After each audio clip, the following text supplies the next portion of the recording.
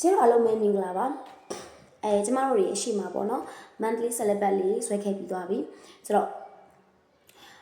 monthly syllabus လေးမှာကျမတို့တွေစမလာရီပွဲတော်လေးတွေနေ့ထူးနေ့မြတ်လေးတွေကိုကျမတို့သက်ဆိုင်ရာလအလိုက်အပတ်စဉ်လိုက်မှာရေးထည့်ခဲ့ပြီးပေါ့နော်ဆိုတော့အဲ့လေးပြီးတဲ့အချိန်မှာကျမတို့ဘာလုပ်ဖို့လဲဆိုရင် weekly plan လေးဆွဲဖို့လိုပါတယ်တလချင်းကြီးသွားပြီဖြစ်တဲ့အတွက်ကျမတို့တစ်ပတ်ချင်းသင်မဲ့ဟာလေးတွေကိုပြောတာဖြစ်ပါတယ်ဆိုတော့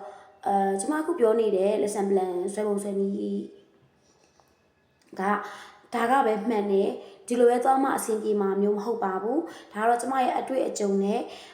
ဒီကလေးတွေပေါ့နော်ကျမဘယ်လိုလေးဆွဲရင်တော့ကလေးတွေကောင်းမလဲဆိုတော့အတွေ့အကြုံပေါ်မူတည်ပြီးတော့ဆွဲထားတဲ့ lesson plan ဆွဲနည်းဖြစ်ပါတယ်ရှင်အဲ့တော့အခုမှစပြီးတော့လေ့လာမယ့်ဒီခြေလေးအတွက်ဆိုလို့ရှိရင်တော့အကျိုးရှိမယ်လို့ထင်ပါတယ်အကျိုးရှိမယ်လို့လည်းမျှော်လင့်ပါတယ်ဟုတ်ဒါဆိုလို့ရှိရင်ကျမတို့တွေ weekly plan ဆွဲတော့မယ်ပေါ့နော် monthly syllabus ပြီးသွားလို့ရှိရင်ကျမ weekly plan မှာဘယ်လိုဆွဲရမှာလဲဆိုတော့အရှိကကျမတို့ monthly syllabus ဆွဲခဲ့တဲ့တလချင်းစီအလိုက်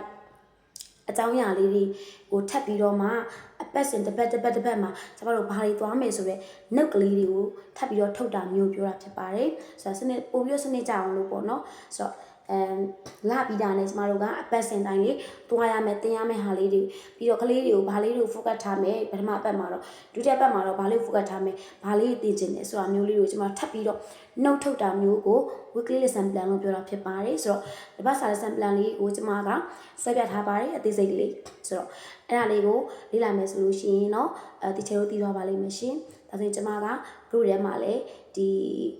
monthly syllabus ပေါ်အခြေခံပြီးတော့ထပ်ပြီးတော့ရေးဆွဲထားတဲ့ weekly lesson plan လေးကိုကျွန်မထပ်ပို့ပေးမှာဖြစ်ပါတယ်ရှင်ဒီမှာဆိုလို့ရှိရင် weekly lesson plan for January ပေါ့နော် January တလစာအတွက်ကိုကျွန်မကတလောင်စာအတွက်ကိုအပတ်စဉ်လိုက်ကလေးတွေဗာလေးတင်မယ်ဆိုရဲ note ကလေးတွေကိုထပ်ပြီးတော့ထုတ်ထားပေးတာဖြစ်ပါတယ်ရှင်